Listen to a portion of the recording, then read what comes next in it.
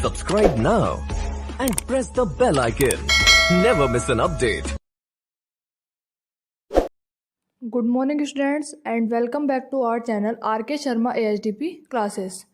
तो स्टूडेंट्स, जैसा कि आप सभी लोगों को पता है कि आज हम आप लोगों के लिए फिर से लेकर आए हैं आपकी जो जेनेटिक सब्जेक्ट है एचडीपी और एलएसए के लिए, उसके 1 लाइन क्वेश्चन हमारे चल रहे हैं, जिसमें हमने 6 चैप्टर जो आपका मेंडलवाद तक हमने कंप्लीट कर लिया है। आज हम बात करने वाले हैं लिंकेज के बारे में, साथ ही साथ क्रॉसिंग ओवर के बारे में और म्यूटेशन के बारे में।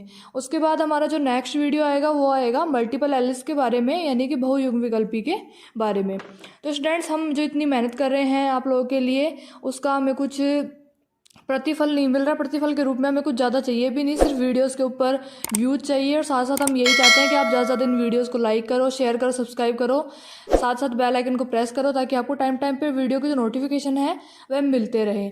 इसके साथ ही यही होगा कि हम तो सिर्फ एक स्टडी का जो मटीरियल है आपके लिए आसान कर रहे हैं, ताकि आपको एक ही स्थान पर सारी चीज़ें स्टेप बाय स्टेप आपको अवेलेबल करवा सके। ठीक है स्टूडेंट्स, तो चलो आज हम स्टार्ट करते हैं। हमारा जो फर्स्ट क्वेश्चन है कि ड्रोसोफिला में मुड़े हुए पंख कौन सी वंशागति को प्रदर्शित करते हैं?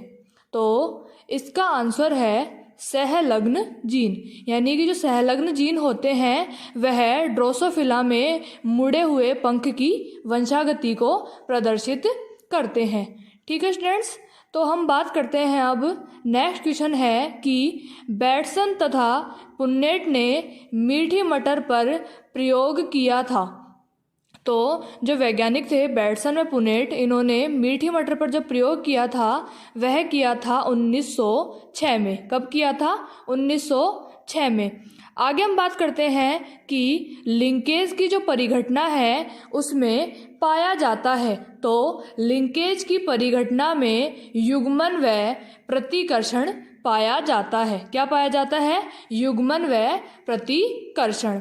आगे हम बात करते हैं, जब 2 जीन 2 या 2 से अधिक पीढ़ी तक साथ साथ रहते हैं तो कहते हैं। तो यह एक प्रकार से पूर्ण सहलग्नता या कंप्लीट लिंकेज कहलाती है। यानी कि जब कोई भी 2 जीन जब 2 या 2 से अधिक पीढ़ी तक साथ साथ बने रहते हैं तो यह जो स्थिति कहलाती है उसे हम पूर्ण सहलग्नता या फिर कंप्लीट लिंकेज कहते हैं। ठीक है स्टूडेंट्स, नेक्स्ट हम बात करते हैं युग्मन तथा प्रतिकर्षण की परिकल्पना का प्रतिपादन किया था। तो जो युग्मन व प्रतिकर्षण की जो परिकल्पना या परिघटना पाई जाती है लिंकेज के अंदर, इस परिकल्पना का जो प्रतिपादन किया था वह 1906 में बैटसन तथा पुन्नेट नामक वैज्ञानिकों ने किया था। ठीक है स्टूडेंट्स, आगे हम बात करते हैं कि प्राणी की आयु बढ़ने के साथ साथ सहलग्नता में आ जाती है। तो इसका आंसर है कमी, यानी कि जैसे जैसे आयु बढ़ती जाती है वैसे वैसे सहलग्नता होती है वह क्या होती है? कम होती चली जाती है या सहलग्नता में कमी आ जाती है। ठीक है स्टूडेंट्स, आगे हम बात करते हैं कि वे जीन जो स्वतंत्र अपवहन नहीं दर्शाते हैं तो उन्हें कह देते हैं हम सहलग्न जीन। जो स्वतंत्र अपवहन नहीं दर्शाते हैं उन जीनों को सहलग्न जीन कह देते हैं, और उन सहलग्न जीन के जो समूह होते हैं वह सहलग्न समूह कहलाएगा, और इसे ही हम क्या कह देंगे आगे चल के? सहलग्नता कह देंगे। जैसा कि हम सभी को पता है कि मेंडल का जो तीसरा नियम है स्वतंत्र अपवहन का नियम, उसके अंदर जो सहलग्नता है वह उसका अपवाद है। कौन से नियम का? स्वतंत्र अपवहन के नियम का जो अपवाद है वह कौन है? सहलग्नता है। ठीक है स्टूडेंट्स, आगे हम बात करते हैं लिंकेज वर्ड किसने दिया, यानी कि जो सहलग्नता शब्द है वह किस वैज्ञानिक ने दिया था? तो इसका आंसर है मॉर्गन ने। ठीक है स्टूडेंट्स, आगे हम बात करते हैं कि सहलग्नता कितने प्रकार की होती है, बताइए। जो सहलग्नता होती है वह मुख्य रूप से 2 प्रकार की होती है, जिसमें फर्स्ट नंबर पे तो है आपकी जीन्स की निकटता के आधार पर, और दूसरे नंबर पे है गुणसूत्रों के प्रकार के अनुसार या प्रकार के आधार पर।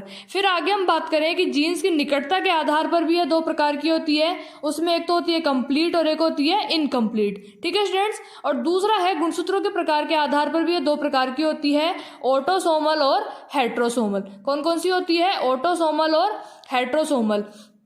कंप्लीट के अंदर तो पूर्ण सहलग्नता आ जाएगी, इनकम्प्लीट के अंदर अपूर्ण सहलग्नता आ जाएगी, यानी कि एक पीढ़ी में तो जीन साथ में स्थानांतरित हो जाएंगे और दूसरे में नहीं होंगे। ठीक है, तो ये आपके कंप्लीट एंड इनकम्प्लीट में आ जाता है। फिर अगर गुणसूत्रों के प्रकार के आधार पर हम बात करें, इसमें ऑटोसोमल और हेट्रोसोमल आता है। तो ऑटोसोमल के अंदर तो होते हैं कायिक और हेट्रोसोमल के अंदर आप क्या होते हैं, सेक्स क्रोमोसोम्स आते हैं। ठीक है स्टूडेंट्स, आगे हम बात करते हैं कि एक ही गुणसूत्र पर उपस्थित जीन्स की साथ रहने तथा अगली पीढ़ी में स्थानांतरित होने की प्रवृत्ति क्या कहलाती है। तो इसका आंसर है लिंकेज। क्या कहलाती है, लिंकेज, यानी कि जब कोई भी गुणसूत्र उसके ऊपर जो जीन है उसके साथ रहने की अगली पीढ़ी में जो स्थानांतरित होती है उस प्रवृत्ति को हम लिंकेज कह देते हैं। ठीक है स्टूडेंट्स, आगे हम बात करते हैं ड्रोसोफिला पर आनुवांशिक अनुसंधान किसने किया था। तो जो ड्रोसोफिला है उसके ऊपर जो आनुवांशिक अनुसंधान है वह टी.एच. मॉर्गन नामक वैज्ञानिक ने 1910 के आसपास किया था। कब किया था, 1910 में। ठीक है स्टूडेंट्स, आगे हम बात करते हैं सहलग्नता का गुणसूत्रीय सिद्धांत किसने दिया था। तो इसका भी आंसर है, इसका सिद्धांत दिया था 1910 से 1911 में मॉर्गन व कास्टल ने दिया था। अब आपको मैं बता दूं कि जो ड्रोसोफिला पर जो आनुवांशिक अनुसंधान किया था उसे ही सहलग्नता का गुणसूत्रीय सिद्धांत या फिर क्रोमोसोमल थ्योरी ऑफ लिंकेज कह देते हैं। ठीक है स्टूडेंट्स, आगे हम बात करते हैं सट्टन की परिकल्पना के बारे में। जो सट्टन जो वैज्ञानिक थे उन्होंने 1903 में एक परिकल्पना दी थी जिसके आधार पर जो गुणसूत्र होते हैं एक से अधिक स्थान पर युग्म विकल्पी में पाए जाते हैं, यानी कि प्रत्येक जो क्रोमोसोम्स होते हैं उन पर एक से अधिक युग्म विकल्पी पाए जाते हैं और ये जो गुणसूत्रों के साथ ही संतति में वंशागत होते हैं। यही क्या है, सट्टन की परिकल्पना है, यानी कि जो प्रत्येक जो गुणसूत्र होता है उसमें जो एक से अधिक युग्म विकल्पी पाए जाते हैं वह युग्म विकल्पी क्या करते हैं, गुणसूत्र के साथ ही अगली संतति में क्या हो जाते हैं, वंशागत हो जाते हैं या फिर स्थानांतरित हो जाते हैं। आगे हम बात करने वाले हैं नर ड्रोसोफिला में क्रॉसिंग ओवर कभी नहीं पाया जाता है। यह सही बात है, लेकिन यह बड़ा ही दुर्लभ होता है नर ड्रोसोफिला के अंदर क्रॉसिंग ओवर, और यह लगभग 1919 में देखा गया था वैज्ञानिकों के द्वारा कि नर ड्रोसोफिला में 1919 में क्रॉसिंग ओवर देखा गया था।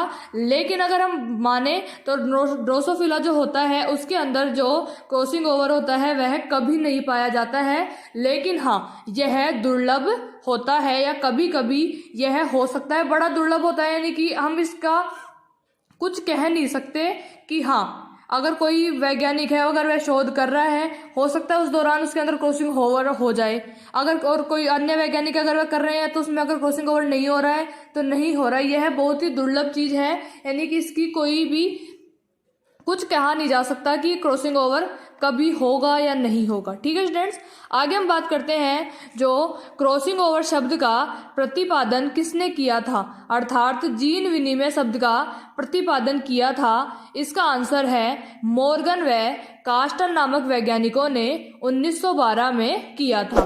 ठीक है स्टूडेंट्स, आगे हम बात